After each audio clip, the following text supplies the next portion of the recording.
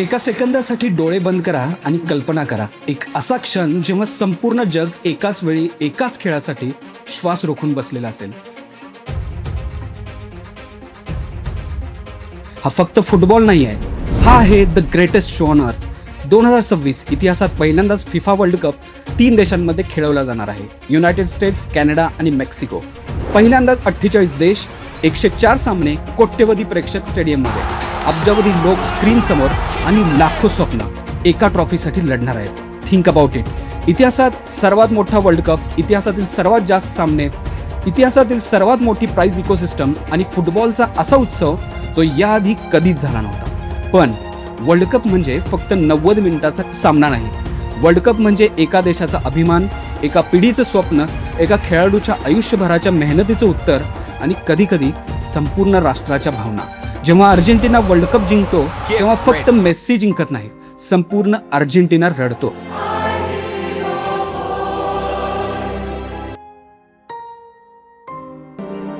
जेव्हा क्रोएशिया फायनलमध्ये पोहोचतो तेव्हा फक्त 40 लाख लोकांचा देश संपूर्ण जगाला सांगतो, size doesn't matter, heart does.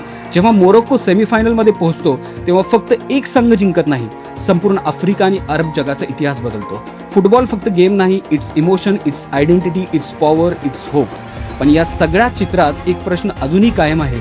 जगातील सर्वात मोठी लोकसंख्या असलेला देश, 1.4 अब्ज लोक, असंख्य तरुण, अथांग क्षमता, तरी सुद्धा इंडिया वर्ल्ड कप मध्ये का नाही? आपण क्रिकेटमध्ये जग जिंकू शकतो, ऑलिम्पिक्समध्ये इतिहास घडवू शकतो, चेसमध्ये वर्ल्ड चॅम्पियन देऊ शकतो, मग फुटबॉलमध्ये आपण अजूनही इतके मागे का? So it's a system problem. I guarantee you they don't care. It has to be incompetence because you cannot screw it up so much, because look at the countries which are doing it. They're screwing up everything else in their lives. Like war, this, that, or economy, yeah, poor, yeah, whatever. But they're still getting this right.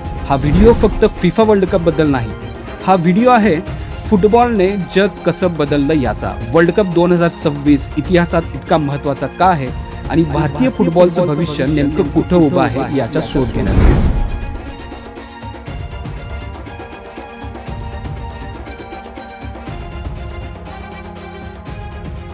नमस्कार, मी परितोष पाटील आणि तुम्ही पाहत आहात the new access.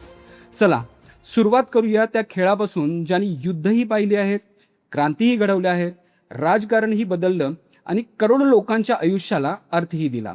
आज आपण ज्याला football म्हणतो त्याची अधिकृत नियमबद्ध सुरुवात 1863 मध्ये इंग्लंडमध्ये झाली. पण चेंडूला लात मारण्याची परंपरा हजारो वर्षांपासून चीन, ग्रीस आणि मध्य अमेरिकेतील अनेक संस्कृतींमध्ये वेगवेगळ्या स्वरूपात अस्तित्वात होती. मात्र औद्योगिक क्रांतीनंतर इंग्लंडमधल्या कारखान्यांमध्ये काम करणारे कामगार रविवारी एकत्र जमू लागले आणि फुटबॉल लोकांच्या आयुष्याचा भाग बनू लागला. एका साध्या बॉलने लोकांना धर्म, भाषा, जाती आणि वर्ग यांच्या पलीकडे एकत्र आणायला सुरुवात केली. ब्रिटिश साम्राज्य जसं जगभर पसरलं तसं फुटबॉल सुद्धा पसरत गेलं. बंदरांमधून, रेल्वेमधून, नौदलामधून, शाळांमधून आणि सैन्यांमधून हा खेळ युरोपच्या बाहेर गेला. दक्षिण अमेरिकेत पोहोचला, आफ्रिकेत पोहोचला, आशियात पोहोचला आणि भारतातही आला. 1904 मध्ये फिफाची स्थापना झाली, म्हणजे फुटबॉल फेडरेशन. त्यावेळी कदाचित कोणालाच कल्पना नव्हती की एक दिवस या स्पर्धेकडे, म्हणजे फिफाच्या वर्ल्ड कप स्पर्धेकडे संपूर्ण जगाचं लक्ष लागलेलं असेल. फुटबॉल वाढत गेला आणि त्याच्यासोबत वाढलं पॅशन. पण तिथे पॅशन असतं तिथे संघर्षही असतो. फुटबॉलने जगाला आनंद दिला, पण काही काळे अध्यायही पाहिले आहेत, म्हणजे संघर्ष. काही सामने फक्त निकालानंतर संपले नाहीत, तर इतिहास बदलून गेले.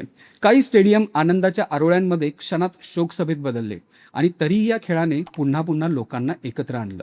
कारण एका गोलवर ब्राझीलमध्ये लोक उडी मारतात, जपानमध्येही, नायजेरियामध्येही आणि कोल्हापूरच्या मैदानातही. आता या खेळाचा सर्वात मोठा अध्याय आपण बघूया. वर्ल्ड कप 2026 संपूर्ण जगाला पुन्हा एकदा एकाच मंचावर आणणार आहे. पण इतिहासातील सर्वात मोठा वर्ल्ड कप इतका मोठा का बनला? फिफाने 48 संघांचा निर्णय का घेतला? या स्पर्धेत कोणते संघ इतिहास घडवू शकतात आणि कोणते खेळाडू जगावर राज्य करण्यासाठी तयार आहेत? या सगळ्याचा भारतीय फुटबॉलवर नेमका काय परिणाम होणार आहे? चला आता वळूया. The biggest FIFA world cup ever. 2017 FIFA काउन्सिलने एक निर्णय घेतला जो पुढच्या अनेक दशकांसाठी फुटबॉलचा नकाशाच बदलणार होता. वर्ल्ड कप 32 संघांवरून थेट 48 संघांचा. अनेकांना वाटलं हा निर्णय फुटबॉल डेव्हलपमेंटसाठी होता, पण पण हे चित्र पूर्ण वेगळं होतं. फिफाचा वर्ल्ड कप हा त्यांच्या एकूण महसुलाचा सर्वात मोठा स्रोत आहे. अधिक संघ म्हणजे अधिक सामने, अधिक प्रसारण हक्क, अधिक प्रायोजक, अधिक तिकीट विक्री आणि अधिक डिजिटल प्रेक्षक. विस्तारामागे खेळाबरोबर जागतिक बाजारपेठ वाढवण्याची स्पष्ट व्यावसायिक रणनीती होती. आधी वर्ल्ड कपमध्ये फक्त 64 सामने व्हायचे, आता 104 सामने झालेत, म्हणजेच 40 अतिरिक्त सामने. हे फक्त फिक्स्चर लिस्ट नाही, हे आहे 40 नवीन प्राईम टाईम ब्रॉडकास्ट विंडोज, 40 नवीन ॲडव्हर्टायझिंग स्लॉट्स, 40 नवीन मॅच डे रेव्हेन्यू स्ट्रीम्स आणि एका निर्णयाने फिफाने जगातील सर्वात मोठ्या स्पोर्ट्स मीडिया प्रॉडक्टची इन्व्हेंटरी जवळपास 63% वाढवली. आता प्रश्न 48 संघांचा फायदा कोणाला? सर्वप्रथम आशियाला, आफ्रिकेला. पूर्वी अनेक मजबूत संघ क्वालिफायर्समध्येच बाहेर पडायचे, आता त्यांना वर्ल्ड कपपर्यंत पोहोचण्याची संधी वाढली आहे. याचा अर्थ नवीन देश, नवीन प्रेक्षक, नवीन स्पॉन्सरशिप मार्केट्स. म्हणूनच एक्सपान्शन हे फक्त स्पोर्टिंग डिसिजन नाही, तर एक्सपान्शन हे ग्लोबल बिझनेस डिसिजन होतं. आणखी एक ऐतिहासिक बदल, होस्ट नेशन. 1930 पासून वर्ल्ड कप एका देशात आयोजित होत होता. 2026मध्ये पहिल्यांदाच 3 देश एकाच स्पर्धेचे यजमानपद भूषवत आहेत, युनायटेड स्टेट्स, कॅनडा आणि मेक्सिको. एकूण 16 होस्ट सिटीज. इतिहासातील सर्वात मोठा भौगोलिक वर्ल्ड कप. पण 3 देश का? कारण 48 संघांसाठी एका देशाकडे पुरेशी stadiums, capacity, airports, hotels, public transport आणि लॉजिस्टिक उभारणं अत्यंत महागडं असतं. नॉर्थ अमेरिकेकडे ही सर्व इन्फ्रास्ट्रक्चर आधीपासून उपलब्ध होती. म्हणूनच नवीन स्टेडियम बांधण्यापेक्षा एक्झिस्टिंग इन्फ्रास्ट्रक्चर वापरण्याचा निर्णय घेण्यात आला. या वर्ल्ड कपमध्ये बहुसंख्य सामने हे युनायटेड स्टेट्समध्येच खेळवले जात आहेत, कारण commercial market, broadcast market, corporate sponsorships आणि स्पोर्ट्स इन्फ्रास्ट्रक्चर या 4ही बाबतीत अमेरिका जगातील सर्वात मोठी स्पोर्ट्स इकॉनॉमी आहे. मेक्सिको आणखी एक इतिहास घडवणार आहे. 1970, 1986 आणि आता 2026 3 वेळा फिफा वर्ल्ड कप आयोजित करणारा जगातील पहिला देश. तर कॅनडा पुरुषांच्या फिफा वर्ल्ड कपचं प्रथमच आयोजन करणार आहे. या वर्ल्ड कपची खरी ताकद मैदानावर नाही, तर पैशांमध्ये आहे. 2026 वर्ल्ड कपसाठी फिफाचं एकूण व्यावसायिक उत्पन्न सुमारे $8.4 अब्ज पर्यंत पोहोचण्याचा अंदाज आहे, जो 2022च्या तुलनेत सुमारे 33% अधिक आहे. यातील मोठा हिस्सा आहे तो media rights, global sponsorships, hospitality, ticketing, licensing, digital content आणि फॅन एक्सपिरियन्सेसमधून. फक्त सहभागी संघांसाठीच फिफाने विक्रमी $871 दशलक्ष प्राईज फंड मंजूर केला आहे, जो वर्ल्ड कप इतिहासातील सर्वात मोठा आहे. म्हणजेच आज वर्ल्ड कप फक्त ट्रॉफी जिंकण्यासाठी स्पर्धा नाही, तर तो जगातील सर्वात मोठ्या स्पोर्ट्स बिझनेस प्लॅटफॉर्म्सपैकी एक बनला आहे. पण इतक्या मोठ्या स्पर्धेची किंमत ही तितकीच मोठी आहे. 16 शहरं, हजारो उड्डाणं, लाखो पर्यटक, कोट्यवधी किलोमीटरचा प्रवास. काही पर्यावरणीय अभ्यासानुसार 2026 वर्ल्ड कप हा इतिहासातील सर्वाधिक कार्बन इमिशन निर्माण करणारा वर्ल्ड कप ठरू शकतो. मुख्य कारण 3 देशांमध्ये होणारा प्रचंड एअर ट्रॅव्हल. आणि म्हणूनच हा वर्ल्ड कप फक्त फुटबॉलबद्दल नाही, तो बिझनेसबद्दल आहे, टेक्नॉलॉजीबद्दल आहे, टुरिझमबद्दल आहे, क्लायमेटबद्दल आहे आणि ग्लोबल पॉलिटिक्सबद्दल आहे आणि स्पोर्ट्स इंडस्ट्रीच्या बदलत्या अर्थशास्त्राबद्दल आहे. पण हे सगळं असूनही शेवटी इतिहास लिहितात ते म्हणजे खेळाडू. आणि 2026मध्ये जगाचं लक्ष काही अशा नावांवर असणार आहे जे पुढच्या दशकाचा फुटबॉल डिफाईन करू शकतात. पण इतिहास फक्त फॉर्मॅट बदलल्याने घडत नाही, तो घडवतात प्लेयर्स. आणि 2026 वर्ल्ड कप 2 फुटबॉल जनरेशन्समधला सर्वात मोठा संक्रमण काळ असणार आहे. लिओनल मेस्सी, क्रिस्टियानो रोनाल्डो यांचं युग जवळपास संपत आलं आहे आणि जग नवीन सुपरस्टार शोधत आहे. सर्वात मोठा दावेदार स्पेन.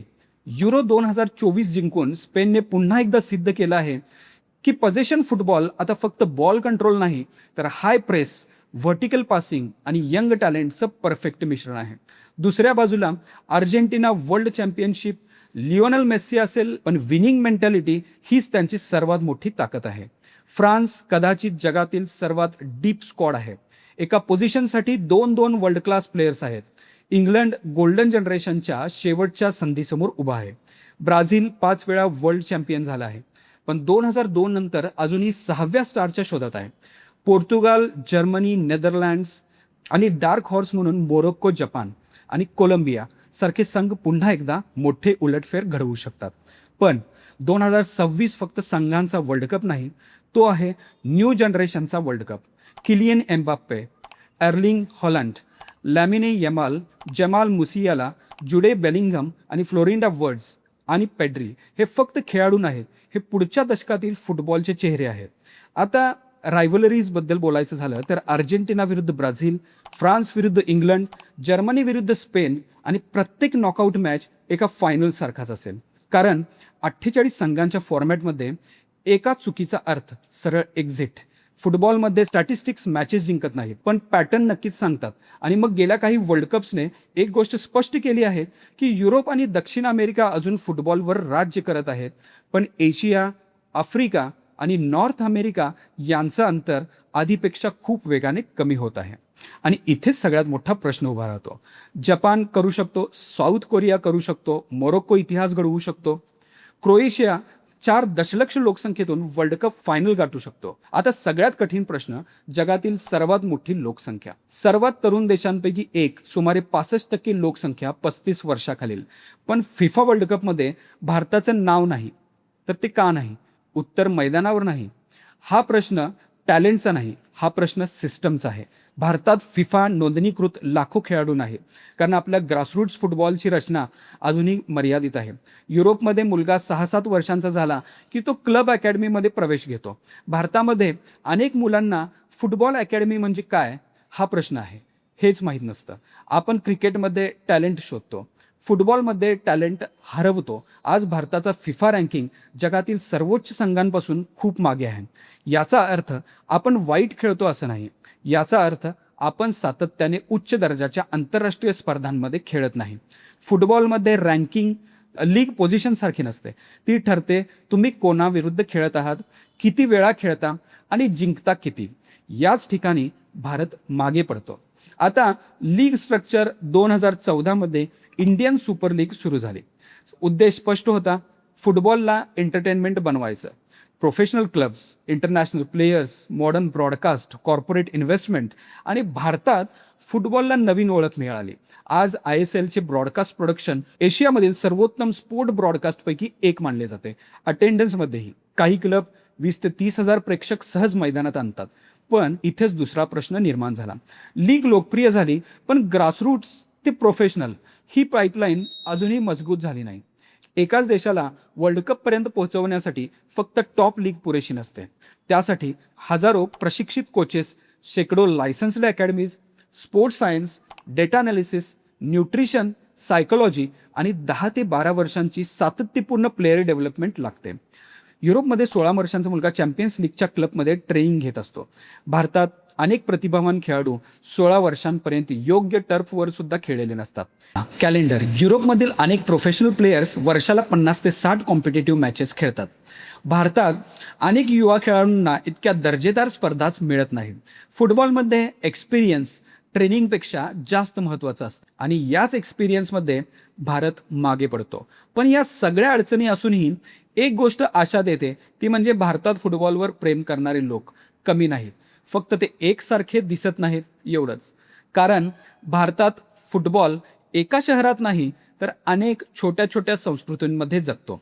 कोलकात्याच्या डर्बीमध्ये, केरळच्या भरलेल्या स्टेडियम्समध्ये, गोव्याच्या गावागावात, ईशान्य भारताच्या टेकड्यांमध्ये आणि महाराष्ट्रातील कोल्हापूरसारख्या शहरांमध्ये फुटबॉल आजही श्वास घेत आहे.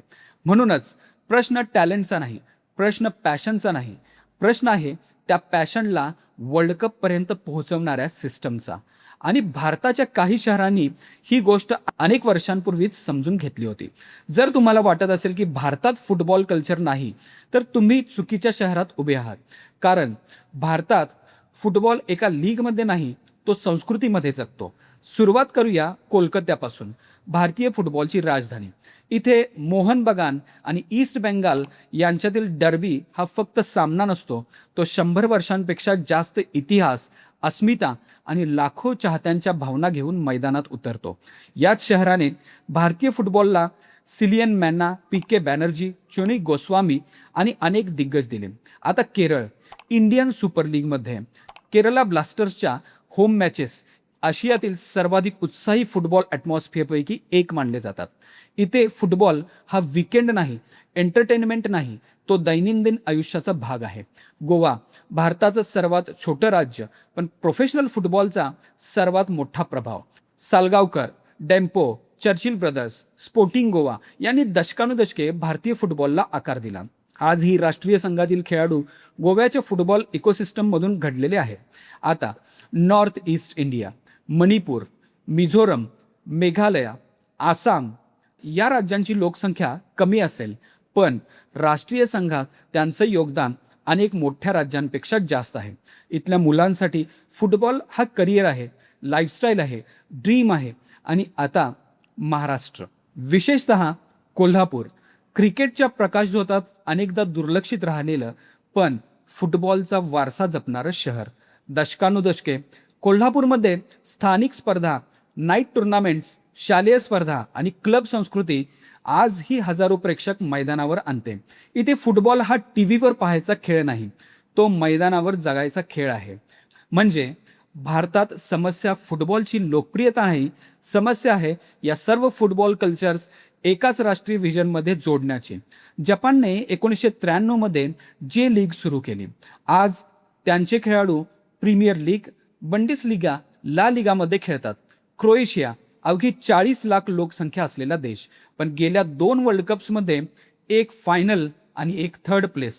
मोरोक्को संपूर्ण आफ्रिकेचा इतिहास बदलतो. मग भारत का नाही?